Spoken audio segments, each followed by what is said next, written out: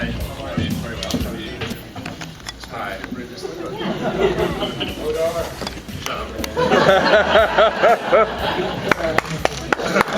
Your part is pretty much done. Yeah, I know. Well, let's see.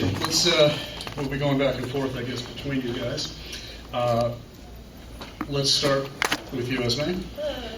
Why? You were no longer with us in some ways. Here you are in real life, of course. But the Game of Thrones. Well, tell the folks what happened to you. Okay, so I'm guessing everyone in this room is up to date. If you're not, Yeah, spoiler alert, right. tough shit. It happened last year. Just suck it up and cope with it. I got killed by Joffrey, which was an unfortunate way to go out. Well, I know. Come on, guys! Of all the ways to die, he filled me full of crossbows. It sucked, basically. And that's what happens when you mess with everything. Follow-up question on that. Did you want out of Game of Thrones, or did you want to stay? No, I wanted to stay. You did? There's Okay. like this amazing vicious rumor on the internet that I got fired for not being naked anymore, which I think is amazing. This is such bullshit. And I was like, wow, this is inventive. Some feminist wrote an article and she found all like these backup, these like supporting evidence and quotes. It was very funny. I was like, oh no.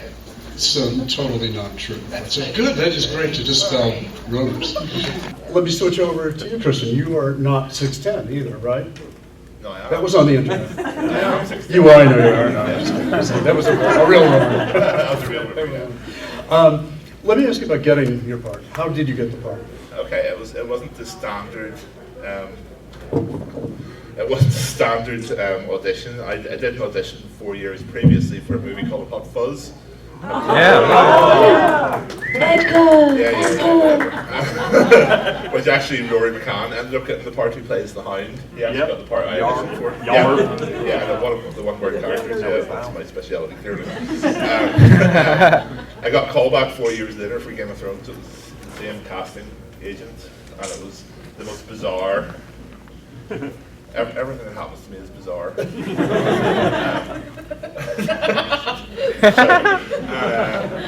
I literally got the call. I was going to meet my friends for lunch. It's a very intimate story. And they said, we need to find a child for you to carry. This is from nowhere. And so I went to a 40th birthday party of some random woman. And I took her child and carried him around the garden in front of the camera. And reacted in various different ways and showed that I could emote successfully with only one word. Lifted a mahogany table. That was it. I got the part.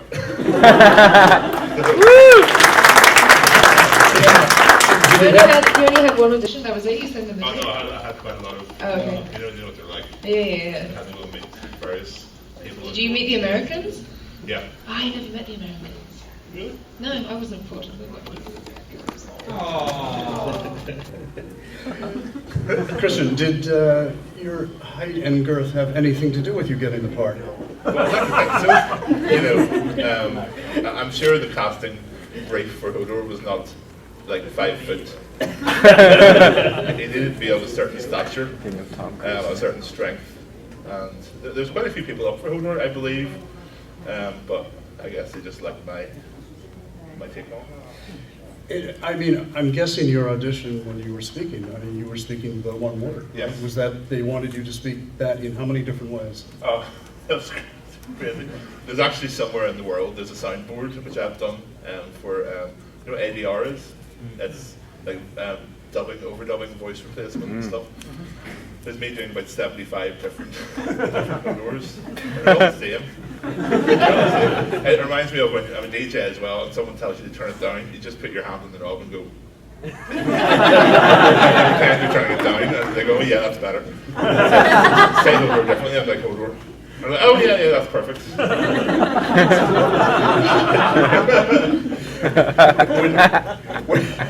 As someone screamed here at the very beginning, when you're walking the streets wherever you are, do you get that call from various people? No, do you know what it is? This is not like first world problems here. No, people don't really shout it at me, but the thing fucking annoys me. People say, do you get pissed off when people saying Hodor to you? I say, no, I get pissed off when people asking if I'm pissed off. That doesn't include me, does it? Yes. No, more people ask me if I'm pissed off about it than actually say Hodor to me. And I'm like, no, I'm not pissed off, I'm in fucking Game of Thrones. Esme, let me switch back over to you.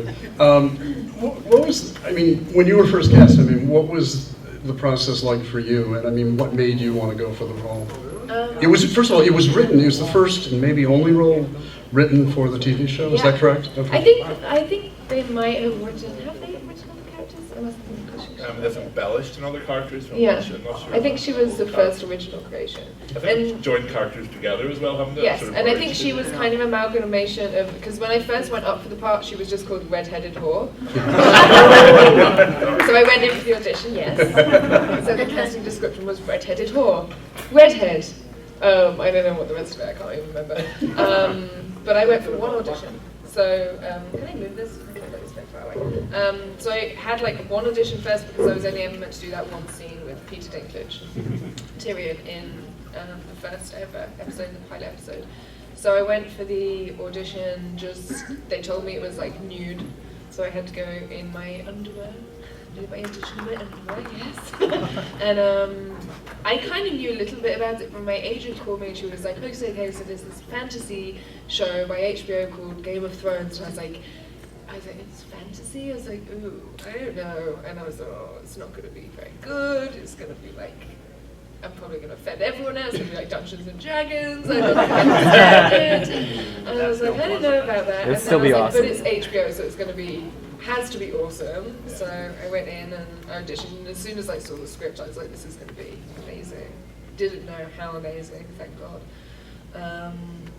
And I had like 5 auditions, I think, in the end. But it was kind of embarrassing because it was only for this one scene, so it wasn't like they had all these different scenes, and every time I went in, they were like, can you prepare something else? It was just the same scene. So it got to like I think like maybe the 4th audition, and by this point, when I first went in, there's a whole bunch of people in the room. By the way, the 4th audition is just me and the casting assistant, and we're just kind of like, yeah, this is awkward.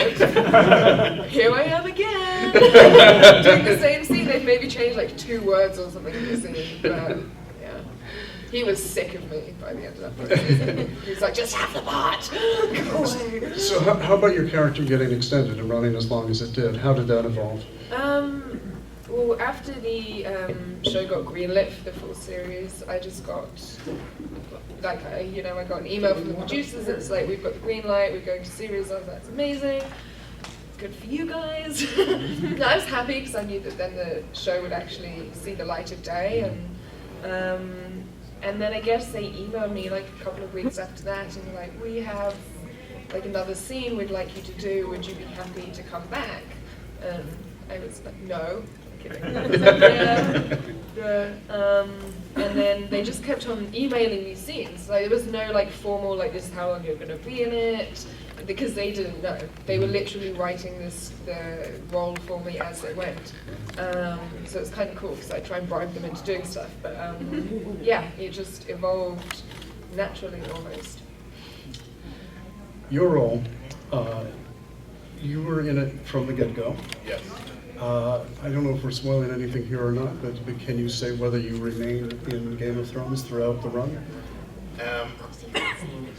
Well, because certain things have been changed about our storyline, I'm not going to tell you because it hasn't gone out yet. We're speeding through our storyline pretty fast, like. I'm not going to be able to say. Nope, that's fine. Fine answer. Figure I'd ask, and if you could, you would. I'm gathering from what you said, you're not a fantasy fan to begin with, to start this. I didn't dislike it, I just didn't really know anything about the genre, and the only real exposure I guess I'd had was to, films like Lord of the Rings, which I really hate to say I didn't like. What? I know, I liked one of them, but then it got to like the third one, I was like, oh, I don't know. I'm sorry. So I'm guessing the same question to you, Kristian. Fan of fantasy? Yeah, I'm a fan of fantasy. Yeah, I don't read many books or anything, but I do watch fantasy movies, and my mother's a huge Game of Thrones fan long before I got the part. So I do like Lord of the Rings, although I think The Hobbit's shit. Yeah. So tell me, what did your mum say when you told her you got Exactly was the she question. like totally freaked out? Don't sit down, Mum. She'll take over. My mum nearly had a heart attack, actually. I came home and I said, I've just read for a part. His name's Hodor, and she cocked an eyebrow at me, and she said, "Is it Game of Thrones?" And I said, "Yeah, it's some HBO show." And she's like, "Take the part." Just take the part. I wasn't sure about it because I was stupid. I didn't understand the character, and I never really wanted to play a character like that. You know, I didn't understand really how much you could bring to it at that stage. But yeah, she was very supportive, and it's kind of been our dinner conversation for the last 4 years. Does she want you to tell her what happens later? Oh, I have told her. So she's She still doesn't know watching, so I have to tell her everything. well, and as many people have said, I mean, there are books out there which probably give you an Well, idea no, what she's might read happen. them, but I think she knows now that she doesn't trust the books fully, and she doesn't trust HBO fully that they're going to follow the story. Right. You So, kind of have to tell your mum, though. I feel like that's the original. yeah. She was the only person I told that I was going to die. Was Oh, like you my- did tell her, huh? Yeah, I know I shouldn't have, and they swore me to. I wasn't allowed to tell anyone, but I was like, Mom! Did you say don't watch this episode, or did you? I think no. She was like, "Can you give me a heads up when it's coming?" So I was like, "Okay." And like the week before, I was like, "Mom, you may or may not want to watch next week," and she was like, "Oh, okay." I think she watched it. My dad didn't. Yeah, I think my dad's still never seen it. But they watched everything up until then. I love the point that was the point at which they thought they should turn off the show, but then they're going to see me die. They were okay with the sexual stuff. Yeah, amazingly. And I thought that they were going to, oh God, after the brothel scene with Littlefinger in season 1, That was I was like, Even I could not watch that. That was so awkward. My mother was there when I was watching that, and I'm like,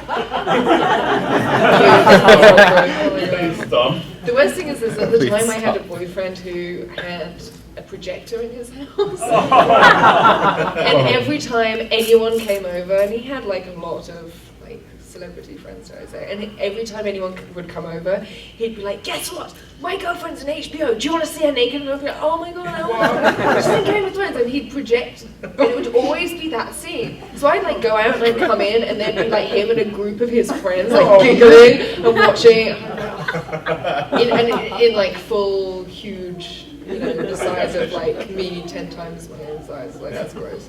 That is amazing. That's jaw dropping. I think you said ex-boyfriend. Ex-boyfriend, yes. I think I can see that. But no, my parents were amazing. And I thought that after that scene, I was like, if they were ever going to disown me, now would be the time. And they didn't. They were really sweet about it. My dad was like, "Your performance was great. I thought you did really well." And you know. Well, let me ask you this. I did a panel earlier with Ernie Hudson, who did the HBO show Oz, which was a very gritty, realistic, violent show. And I was talking to him about some of the things that had to go on in that show. How about for you? I mean, the filming process itself of that scene and some of the others. I mean, how difficult is that for you to do as an actress? I mean, I don't think I find it specifically more difficult because I'm naked. That day was difficult, but it wasn't because I was naked. It was because my co-star was a little bit crazy. So I had to kind of try and attempt to tame her, which wasn't You mean easy. in real life she was a Kristian little wants bit... you to tell the full story. Yeah, tell the story. Okay, so here's the full story. No one's guys. watching this. Go ahead. So the girl that I was acting opposite in that scene, and I wanted to preempt this by saying she's a really amazing girl. She's very nice. But when she came into Game of Thrones, at that stage she hadn't done any. I don't think she'd done any mainstream acting, so to speak. She was an adult actress. So she wasn't used to like the process of filming a TV show. So she didn't understand continuity. Because obviously when you're shooting like an adult film, that doesn't matter. No one clearly that's not why people are watching it. And I'm a continuity freak. Like I'm the person that will turn off a movie if the continuity is not good. I'm like, look at the cigarette! No, no. I turned off the Aviator because it was Aviator. Is that what I mean? The woman in Leonardo DiCaprio? Yeah. Yes, Yeah. that one. I had to turn that off because of anyway. So I care about continuity, and she did not get it. And literally all day, it's like we're having conversation, and her butt's here, then her butt's here, and I'm like, no. I'm like, you just have to remember, like, the position your body is in during this part of the scene has to be the same every time, because otherwise it's not going to work, and our whole day is going to be wasted. So please try and get it right. And she just couldn't get it. And in the end, I was getting more and more frustrated. It was really hot, and I'm like dripping sweat, and I have like 5 Italian camera guys all stood behind me, giggling like schoolboys. And I'm like, oh! So in the end, I just manhandled her, and I was really, really mean. So you see it in the scene, and I look like I'm being really casual, just having like this cute conversation, and I'm not. I'm like holding her like this, and I'm like pushing and shoving her, and like holding her head and face down, because I was like, bitch ain't gonna win my scene.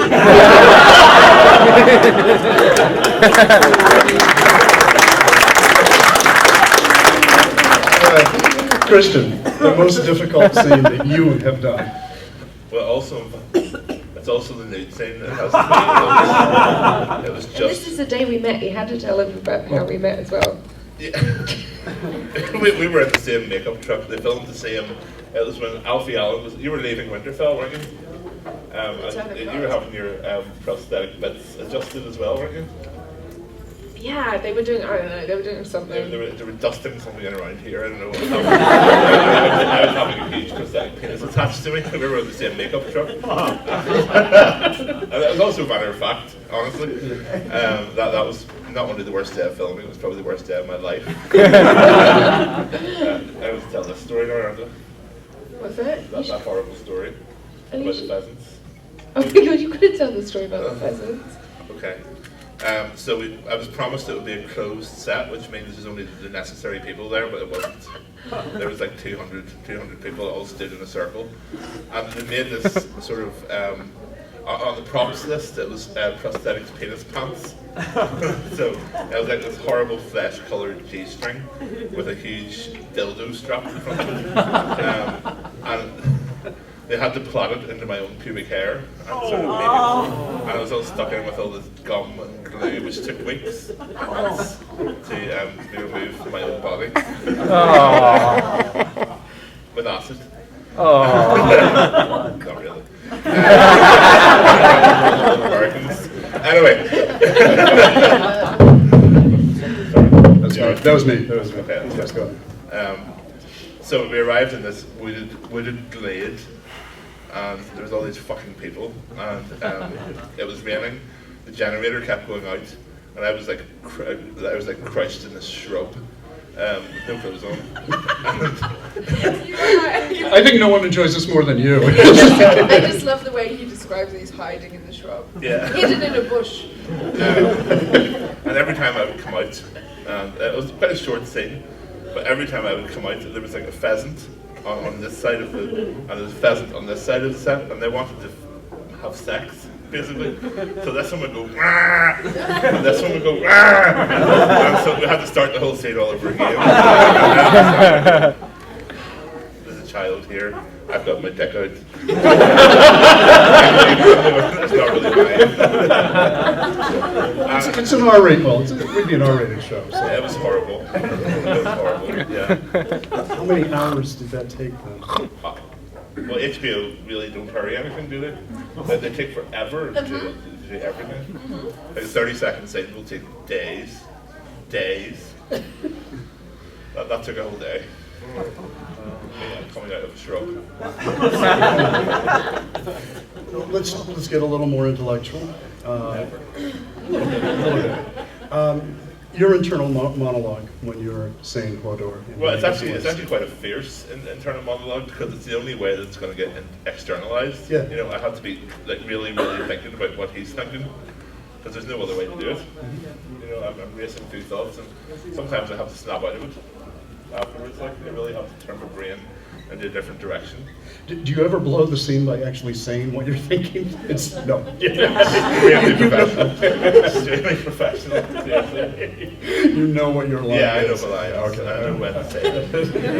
It's not just like a Tourette's thing. It's such an, I throw this to both of you, I guess, I mean, it's such an ensemble cast, and obviously a cast where some people come and some people go. What's the vibe like on set, knowing that there's so much to encompass in this world? It can be intense. I think more and more as the seasons have progressed. I'm not going to say it's not fun, because it is fun, but it's definitely not the type of show you'll have a bloopers reel from, because they have so much expectation of the final product now. It's just like you have to get back to work, you have to get back to business. There's so much money being spent, but you have such, as you say, such top quality people and producers and actors, and yeah, it's just it can be quite intense sometimes. You have to put out such a high quality product. Would you agree? What's that your kind of feeling? Yeah, although I think if there were going to be any outtakes, they'd probably be from my scenes. I mean, I felt kind of lucky, I suppose, in the sense that I got to be in, the storyline, not so much in the season 3, for sure, but in season 1, it had like this feeling of, there's a great, even up until when I left the show, there was like a great camaraderie, like it sounds really cheesy, but it really is like a big family, and everyone gets on, I think, and there's this real sense of like working together. There's, considering how many talented, incredibly like well-seasoned actors there are on the show, there's very few egos, which is massively refreshing. And yeah, I mean, especially in season 1, I got to be involved in some of the more light-hearted scenes that were a lot of fun to shoot. But yeah, there is that sense of, I mean, I know that in season 3, when I had some of the heavier shoots, it's, it's hard. It's pretty intense, like you said, but I mean, it's the best job in the world. I've talked to actors who've been on very kind of hard, serious, bloody movies, whatever, and they say oftentimes the vibe on the set is just the exact opposite of that, and it has to be. Because you're dealing with such heavy emotional stuff during the shoot, that when it's time to break, it's levity and jokes. I don't know, yeah. Yes, no? I guess so. I didn't find that too much. I think on my death scene, I think there was a little bit of that on the day that we shot my death, but that was mainly because I just had to keep cracking jokes. I was in agony, so the only way to get through the day was to just be a jackass and be like making stupid jokes all the time about how I was dying and full of arrows. But I don't know, the day that we shot the baby scene, the death of the baby scene, that was the weirdest day I've ever been on set, ever, anywhere. It was really, really, like, the nude scenes were like not awkward at all in comparison to having like a baby on set and you're pretending to slit its throat. It was really weird. But I'll tell you what was funny is that the mother was like, ha ha ha ha ha. She was like so jovial and happy and joking, and I'm like, my baby's a star. exactly. I'm like, yeah, it's happening. We're pretending to slit its throat. This isn't at all weird. Oh, that won't do any damage later in life, will it? I'll open it up in a minute to the floor. I'm sure you guys have some great questions, but I just want to ask about King Joffrey, because a common feeling I think is, and I've got to concur with this, is he's got to be the most evil character, not currently on TV, but in the past few years. And that must have taken an awful lot for the actor to get to that point. But what was it like dealing with him and his evil as sort of an overriding theme, if you will, one of the overriding themes? It kind of made working with, he is such a talented actor, and he in real life is like the nicest kid. He's so sweet. How old is he? I think he's about 19, 20, is he? But I think he was like 18 when he started shooting. He is so well spoken, he's very polite, he's very quiet, and he's an absolute sweetheart. He's adorable. He's studying theology, I think, so in between takes he's like sat there studying, like reading books, like not messing around on his phone like the rest of us. He's like there, like he's a really serious academic.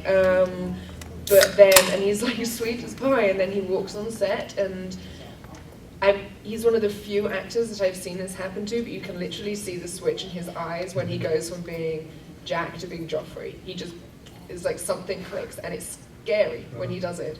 And he gives off such an intense, like, there's so much intensity, and he's terrifying. He's genuinely terrifying when he's in character. So it kind of makes it, to a certain extent, fairly easy to, you know, play opposite him, because it's scary. It's really creepy. But I know that he has a hard time with being that hated. I know that he actually finds it difficult that his character, he's very acutely aware of it, and I know that he takes a bit of that on as a burden, and does struggle with it. My only problem with his death, and I think others might share this, was it wasn't painful enough. It was poisoning. It was poison. I mean, it wasn't this much blood and gore as you but it could. looked good. It did. He's like, "Oh." It did look I was jealous. I was like, dude, you got the best death. It's so good. Looks he clawed his own throat while he was being poisoned. Did he do that? Yeah, he was actually. They said his throat was all like pretty much like hamburger from clawing at it. Oh, right, okay. I just think it's a great shame that I think he's actually not, he doesn't want to pursue an acting career now. Oh, really? He wants to, Really? no, he wants to teach, he wants to be a university professor, and I mean, good for him, like, Yeah. that's amazing. It makes me kind of sad because he's so talented, but maybe been the most hated character on television has throw him off. It's like, so bad. Well, look, why don't we, you know, I'll moderate or whatever, but why don't we take some questions from you guys? Open it up, whoever wants to ask it, either of these folks. Yeah. Should we hand them out? Yeah, we can hand them. Is there somebody who can bring this mic to people? If you could have had an intimate scene with anybody, who would it have been? Who are you asking? With anybody at all? Anybody in the Game of Thrones cast. Oh, Jesus. You're going to get me in trouble. Like, you're filming this, you're going to put it online. I don't know if I can answer that question. Do it in character. In character. That's an easy way out. In character, she so would have had a scene with Littlefinger. Yeah. You know she would have gone to bed with Littlefinger. Mm-hmm. Yeah. Kristian, if you could have said anything aside from Hodor in any scene, what would it have been? Anything? Anything. Anything? Like, you think I could just pluck this out of the sky? It's going to be on YouTube, so you can say anything you want. I'm sure it wasn't you. Let me think about that. God, but even from the show, there are so many great lines. You know, it's so rude. I'm not going to say it. In front of you. Say it. But, it's from I think it was episode 1 or 2 where the Hound and Arya are together, and yeah, it's just naming swords is for seas. Yeah. You know. Yeah. I just love how gruff he is, and I love his lines in this season. Yeah, he's However, awesome. I'm not able to pull a random quote from literature or the entire film history. I'll get back to you in 10 minutes with that. Actually, it brings up one question I wanted to ask too, was Yeah. about the plot, the labyrinthine, however that's pronounced, plot. Yeah. Do you follow it all? Do you know what's going on with all of the different characters and scenarios? No. And in that, I join you, my friend. Yeah, it's just, you know, I haven't read the books. I do watch the show. I catch up with everybody else. I do get the scripts, obviously, so you read the scripts. But I don't even really care about our part. You know, it's weird. You do become invested in, you sort of, everyone, as Esme said, everyone loves each other in the cast. It really is like a family. But you do become particularly close with the people you act with. So I'm definitely more interested in our own storyline, and I really like our storyline because I'm into the sort of magical and natural element of the story, and I think that's where Bran comes into quite a lot. Yeah. Yes, right, exactly. Let's go back to the, yes, go ahead. I asked Elena this earlier at the earlier panel. This is a question for both of you. And did you at all feel pressure to do a nude scene? Like you felt maybe bullied? Because I imagine especially female actresses, you know, definitely feel that pressure. And I imagine some men do. So my question is simply, did you feel pressure to do it? I don't think I felt particularly keen to do it, but it was told to me that, are you happy enough to do a nude scene? And I kind of thought to myself, I don't have fucking beach body and stuff, but I think it's important, and that's what I like about Game of Thrones. You don't have to be like the Hollywood, like the typical set to be on TV or be an actor, and that's the way I thought about it when I did it. Like everyone, we're all different shapes and sizes, so why the fuck not?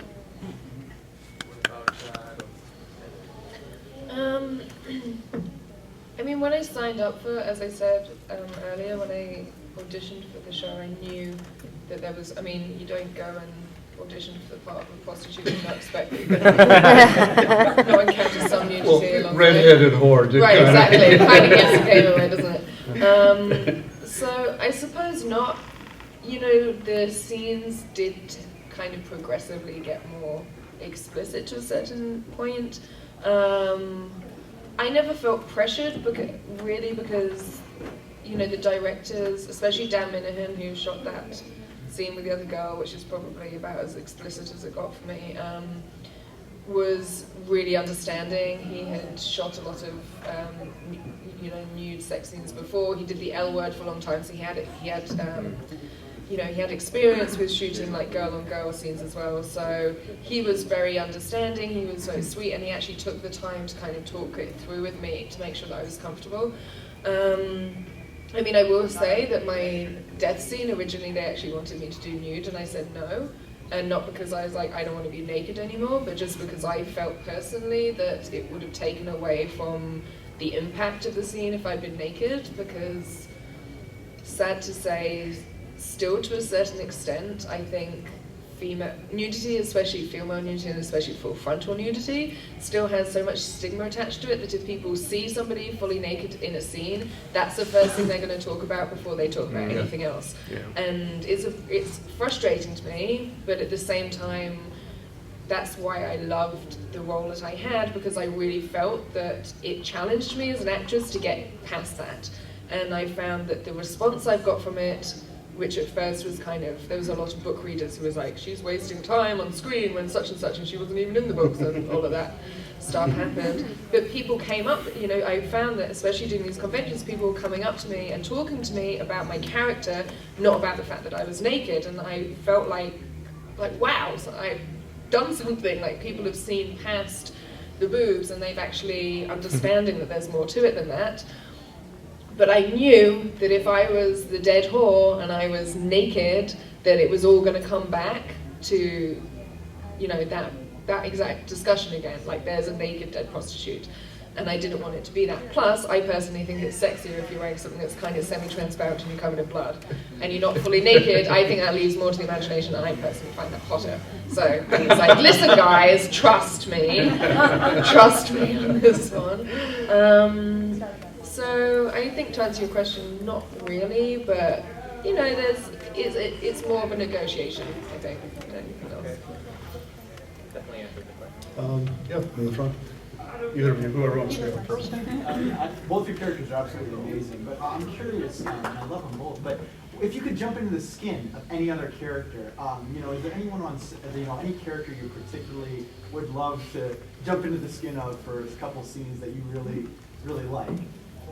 Well, I'm really liking Arya's stuff this season. I think Arya's just turned into a badass. She's so awesome. Yeah, Maisie is, I love Maisie. I think it's been a great season for her. But previously I would have said Varys. Yeah. I really like Varys. I think he's a good match for Littlefinger. Maybe the only match for Littlefinger, it's turned out. But he's not in this season really that much yet, is he? No, not really. But yeah, it's one of those two. Esme? I think maybe Cersei. I love Cersei. I love her. She's always drinking. She wears amazing costumes. Her hair always looks good. And she's just amazing, because I think that now that Joffrey's dead, she's kind of taking over as the biggest bitch on the show. Head bitch. So you're saying Joffrey was a bitch? Yeah, he was a little bitch. He was a little bitch, wasn't he? You had something too. I have two questions. My first was, what did you think of HBO's Game of Thrones exhibit? Was it interesting for you to go through yourselves to see, what it took to make your show? I didn't go. Okay, start to me then. I've been to 2 of them now. I think the best thing from this year was did anyone go to it this year? It's not in Boston. You didn't get a plane or a bus. There is a interactive wall where you can go up in the lift, and you've got the Oculus Rift on. Yeah. And I've never experienced anything like it, honestly. They had this sort of cold wind blowing in your hair and stuff, and literally people were screaming and holding on to the sides of the lift, and they sort of walk you to the edge, and you look over, and literally the vertigo is unbelievable. Honestly, it's incredible. You have to try it if you get a chance. And it's cool to see all the costumes, although it wasn't my real costume.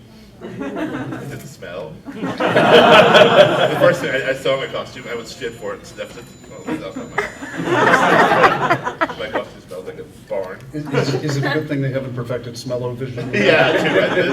That's 4 years old. That costume now has never been washed. Are you kidding? No, it's very realistic. Like, Hodor does not have a laundromat. It's going to be coming to work each day a little. It's awful. As soon as I open the trailer door, I know where I am. But, yeah. They did the same thing on Deadwood. They never cleaned the costumes.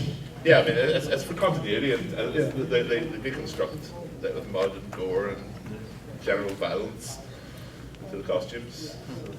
Let me ask you, you've got one more I know too, but that just brings up, a thought I think viewers often have watching something as bloody and realistic as this. Is there ever a feel of real danger on the set for you as an actor? Have you felt in danger? Well, there'll be the odd time when you're walking past a brazier, and you'll be you're doing your acting thing, and you realise that your leg's against this flame, and your costume's about to go up in flames. I'm trying to think. I mean, everyone definitely gets into their parts. Some of the locations are pretty precarious, especially for us, because we've been sort of crossing mountains and cliffs and stuff. And you really have to watch your feet when you're trying to act at the same time, and it can be pretty hairy. I have fallen down hills before. That would make a good blooper. Yeah. But I don't think you're going to put that in. But yeah, there's definitely an element of surprise, death, possibility. Esme, how about you? Ever felt in danger? No. Sorry. No, that was good. Short answer. I mean, just well done. Yeah, I don't think so. I mean, yeah, like you said, you have to kind of be careful, but it's a weird phenomenon when as soon as you step foot, they couldn't care less what you do out in Belfast the night before. You can get as drunk as you can get drunk as a fish and throw yourself in front of a bus, and they couldn't care less. But the moment you step foot onto set, you're their responsibility, and you're not allowed to do anything by yourself. You can't go to the bathroom by yourself, you can't leave your trailer by yourself, you can't get your own dinner, you can't do anything. Someone follows you around at all times. I don't So. mind that, but I kind of do, except when it involves going to the bathroom, because I would, especially as a woman, no, you must have had this, your costume is difficult, but you have like your mic lead is like down, it's like on a pack on your leg, and there's like a wire dangling, and you're trying to you're in a porta potty, and you're kind of hovering with like this up and this down, and you're like, and it takes you forever, and you come out and there's like some poor guy who's been stood waiting for you for half an hour, and you're like, that and the fact that I'm convinced that they listen to you peeing, even though every time I'm like talking, I'm like, I'm going for a pee, please turn the mic off. And I'm like, I swear they're listening to me pee. So I started singing really loudly to compensate for it, which must be even weirder for the guy who's doing it so weird. And I'm like, tra-la-la-la-la. So I wonder what people would get if they YouTubed Esme peeing. I don't want to know. I wanted to ask you a question too. That when I was thinking about doing this, my favorite giant in fantasy history, film history, I think, is Andre the Giant in Princess Bride. Your thoughts on him? Did you do any channeling of his character? I've never seen the Princess Bride. Have you seen Princess Bride? Watch it tonight! Does that count as Princess Anybody need a peanut? Anyway, my agent has been watching for a remake of Princess Bride since I basically signed with her, because she's going to put me forward for it, obviously. And there was a rumor at Disney we're going to make a musical of it. And it's like, I don't know much about Andre the Giant either. I didn't follow wrestling, although I was going through school. Everyone looking Andre the Giant, whatever. But now I think to myself, there must be people in school being called Hodor, probably. So it's kind of weird. Playground shit. Things come full circle. Yes. This is a question for Kristian. I know that you do EDM DJing, and we're really excited to see that later on tonight. But before Game of Thrones and now after Game of Thrones, how are you finding balance between your DJing and your acting career? I don't really plan anything, to be honest. I'm just going to juggle, just to see what happens. I've got things coming in all different times, different areas. I'm just going to go with what feels right. Right on. So it's a good time. So I'm very lucky. Actually, when does Game of Thrones start shooting again? Really soon, actually. July, isn't it? Yeah. I know they've all sort of arrived back in Northern Ireland, and all the locations are starting to sort of get things ready, but they haven't actually started yet. But it's going to be really soon. So When do you see a script? Not for a while. Yeah, I mean, still for a while. Yeah, we do the read through and stuff. I think it's around June, isn't it? The read through at the end of June, usually. Yeah. Way back. Question for Esme. Of all the costumes you had the opportunity to wear while you were on the show, if you were allowed to take one home and hang in your closet, did you have a particular favorite? Yes, and I got to take it home. It was in the beginning of season 3 when I'm walking along the pier with Littlefinger, Peter Baelish, and I'm wearing that long turquoise kimono. It was that one. I loved it so much, and it was close to one of the last things that I shot. I think I shot that in Croatia, and then I just had to go. No, I think that was that was the last scene that I shot, and so I kind of begged and pleaded with the producers if they'd let me keep the costume, and they were like, well, let's wait and see if we need to do any reshoots, and if not, and I didn't hear anything, and then lo and behold, like about a month before Christmas, I got a parcel from Belfast, and it was my kimono, so I was really excited. How often have you worn it? I wore it once. They did this thing called Roast Joffrey. I don't know if any of you guys saw that. HBO did this thing called Roast Joffrey. It was like a whole social media thing where people sent in their roasts about how much they hated Joffrey. So I put it on and did a roast as was about how much I hated Joffrey. Oh, that's great. I posted it on my Facebook page. I couldn't resist. I was like, I have to do it. Oh, that's great revenge. Yes, right here. Just to kind of continue on that thought, did you get any joy out of watching Joffrey die? And have you watched that scene? Great deal. It was awesome. Yeah, and I knew it was coming because I hadn't watched it for some reason. I think I was traveling, and my Twitter feed just started going crazy, and everyone was like, "You must be so happy," and I was like, "Oh my god, he's died." So I'm like, "We gotta watch it." So me and my boyfriend sat and watched it together, and we're literally like, "Yay! Yay!" He's like, "Oh, we're like, yay!" It was great. This is not the boyfriend who showed the pictures of you. Oh no! This would be a new boyfriend, a better boyfriend. This is a much better boyfriend. Yes, over here. I think the most shocking scene for a lot of us was the Red Wedding. How was that to prepare psychologically, and were you guys actually on set for it? Neither of us were there. No. From our point of view, or from my point of view, obviously maybe yours as well, it was more sad that a couple of actors that we really loved from season 1 and were a huge part of the cast, like Richard and obviously Una, who'd recently joined the cast, and Michelle particularly, who I think stole that entire season with that scene. I actually think she should get an Emmy for that scene. Yeah. But it was more sad to see our castmates go. Yeah. Because I was dreading it. I knew that scene was coming, and It's still, hard to watch. I cried through the whole Yeah. thing. It was horrible. And when Michelle let out that like blood curdling scream, it was like, I get like goosebumps just thinking about it. I hate it. But it was hard because Michelle, who plays Catelyn Stark, was kind of like Mama Bear, don't you think? And like she was kind of like everyone's surrogate mom on set. So she's like this amazingly beautiful, down to earth, very loving, kind woman, and she was often a shoulder to cry on for a number of cast members I know. So when she went, it was kind of like everyone's surrogate mom was leaving, so yeah, it was sad. So you're seeing these things in real time, like the rest of us, right? There's no advance. No, I mean, we know, you know, to a certain extent, you know, I have an idea of, you know, we might know when other people are shooting. So I knew when they shot that scene because it was around the same time I shot my death scene. Right. And we all sat in the pub together and had a drink and were kind of like, you know, moaning together. But yeah, you don't see anything but your own work beforehand. You were talking about continuity earlier, and a question I have, I mean, is it shot episode by episode? Or is it a whole lot of... No. Okay. It's shot by location, predominantly, I think.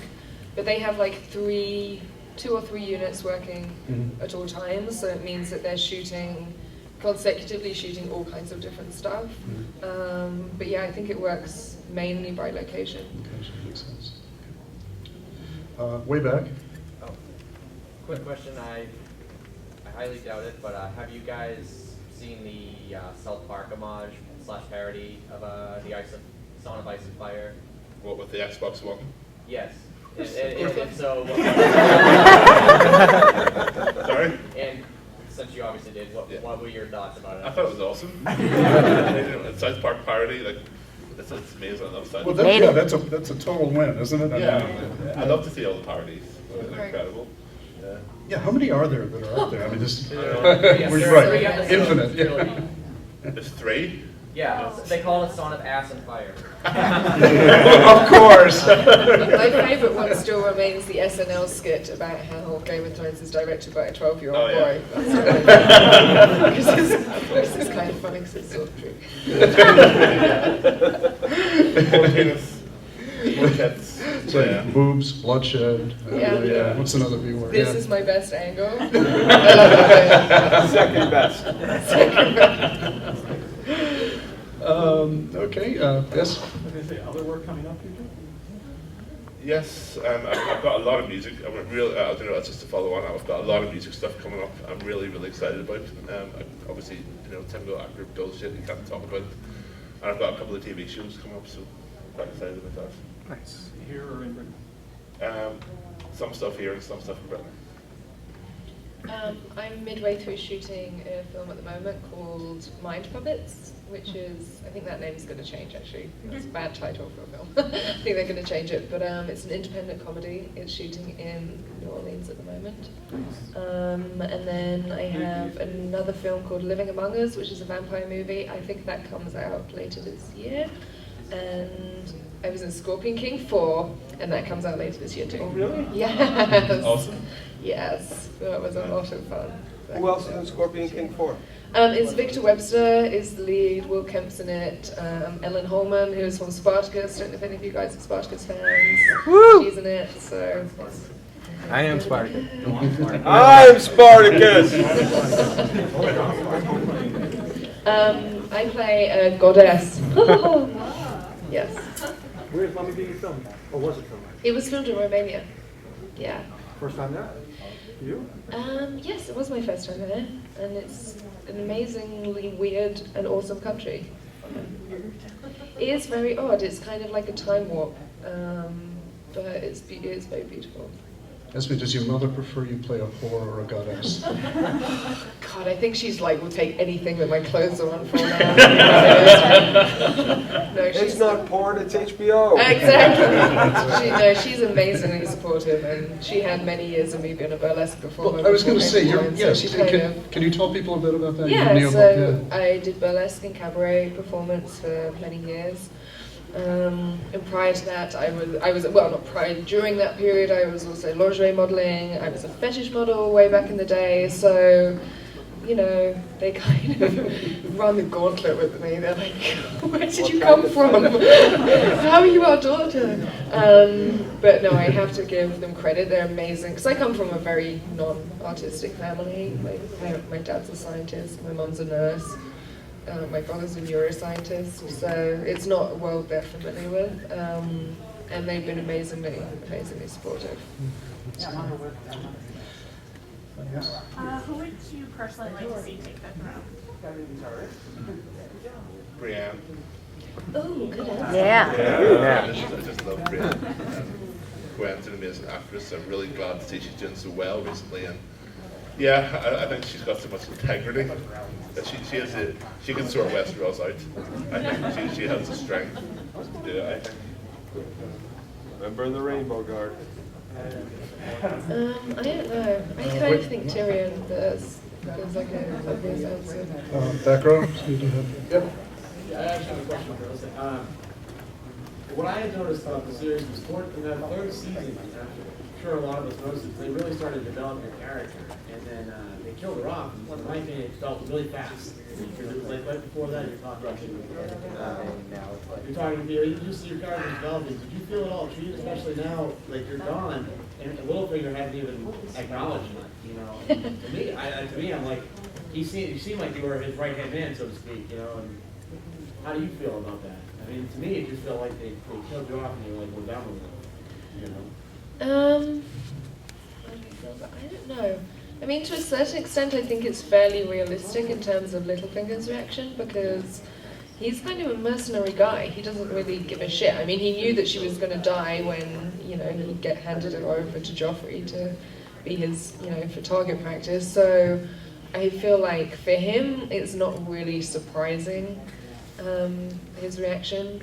If I was Roz looking from heaven down on the situation, I would be really obviously pissed, because I felt that I had an important role in his business. But I've said this a couple of times before panels, in my backstory for Roz, she kind of actually had a bit of a thing for Littlefinger, and I think that kind of made their relationship more complicated. So the fact that he didn't react when she died, I think, would have really irked her.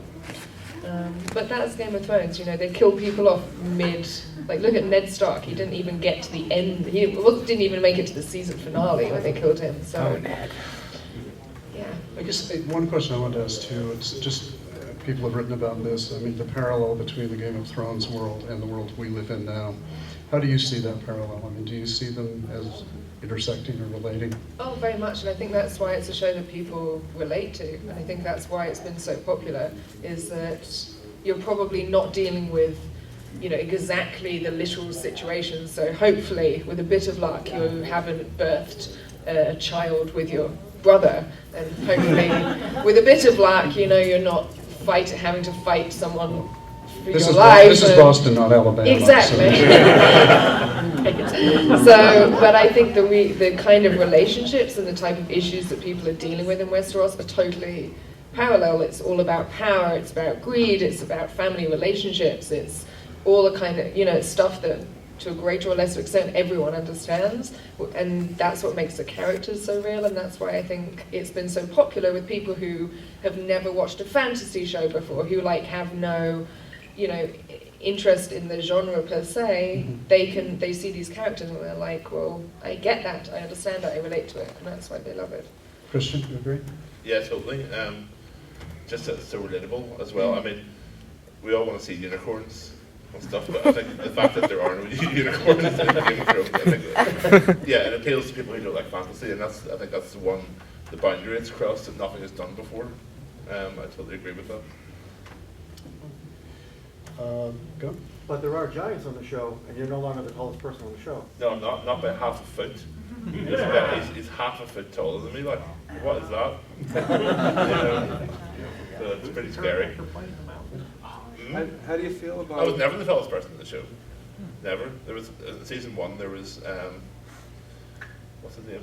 They switched them out in like 2 or 3 times. Yeah, they're bored of him. It's not really true. There was Conan Stevens, who's taller than me, and there was the second one who definitely was taller than me. Who's your favourite? Ridiculous.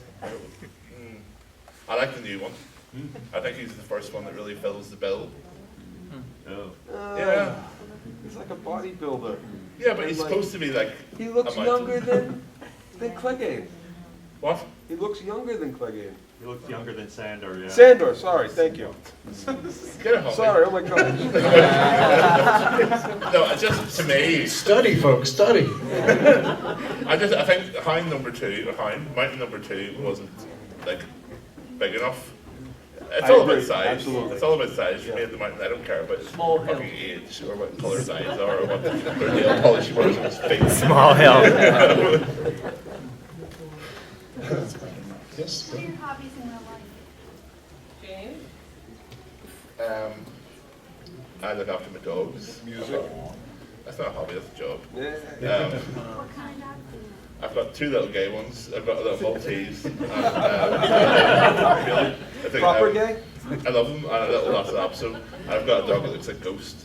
As well. Aww. So he looks more like Ghost in my mind than actual Ghost looks in the show. I was like, here's my dog. Put him in, and I go to the cinema a lot. I don't have any time at the minute. My dogs barely know me anymore. Aww. So sad. Hodor. Shut up. Yeah, so I haven't been really helping much recently, unfortunately. Esme? I go hiking a lot. I write as well, which kind of keeps me sane when I need like some kind of creative outlet. I travel quite a lot, not for work. I travel a lot for work, but traveling, eating is a big hobby of mine. It should be.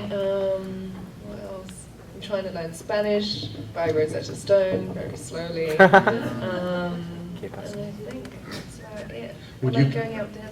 I was just going to say, would you go to an EDM show DJ'd by? Well, my boyfriend's actually a DJ too. He's, Is he better than Christian? No. I don't know.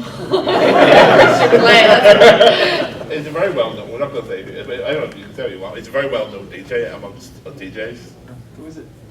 He's got Andy Caldwell. He got nominated for a Grammy this year. Yes, he's a house music producer. So I go to I get to travel with him a lot and go to a lot of his shows. So I'm kind of that person that's always like dancing by myself. So I'm like the one that's dancing and making friends. So. That was a Billy Idol song many years ago, Dancing with Myself. Before your time, perhaps. There you go. We're kind of near the end, but let's, a couple more. Yeah, go. The majority of the actors, obviously, are from Britain. Is it really because you're much cheaper than American actors? Yes. Modest. Our writers are much smaller as well. So. Apparently, the British Union is nowhere near as good as the American ones. The British equity is crap compared to SAG. I will come out and say it. It's really not good, and they need to pull their trousers up and sort it out, really, quite frankly. But I don't think that's the main reason. I mean, it makes financial sense for them to cast it out of the UK because it's shot in the UK, and that's becoming, more. Also, pretty much everybody in the show, with the exception of Peter Dinklage and Jason Momoa, who played Khal Drogo, and it doesn't matter anyway because he never spoke English, have to speak in an English accent, so it kind of it would be weird to go to America to cast a show that, You don't think a whole range of Dick Van Dyke's going, God bless you, Mary Poppins? That would really add to it. Yeah, I love that. But I suspect that, yes, budget has got something to do with it. I'd say one more. Go ahead. Real quick, just getting back to the DJing thing. Are either of you going to the EDC in Vegas next month? No. No. Because if you did, that's going to be something it'll blow your mind. All right, let's do one more. Question failed. For Christian, out of curiosity, what are they going to do with Bran now that he's starting to get bigger? Are you still going to have to carry him around? Well, luckily they have a Hodor 2, and I have a Bran 2. So any sort of wide shots, it's probably not us. The size ratio is better. Whereas Bran is now, I think he's probably approaching 5'10", 5'11". Wow. You know what I mean? It's just awful. Unfortunately, from the front on shot, it is me, and it is me.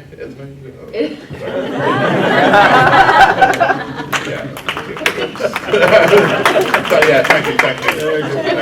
Deserves a drum roll at least. And he's so heavy now. He used to be small and light, and then he grew to be tall and light, and now he's just starting to fill with lead. That's very unfortunate. All right, guys, I think we're done. Thank you. Thank you. Thank you, guys.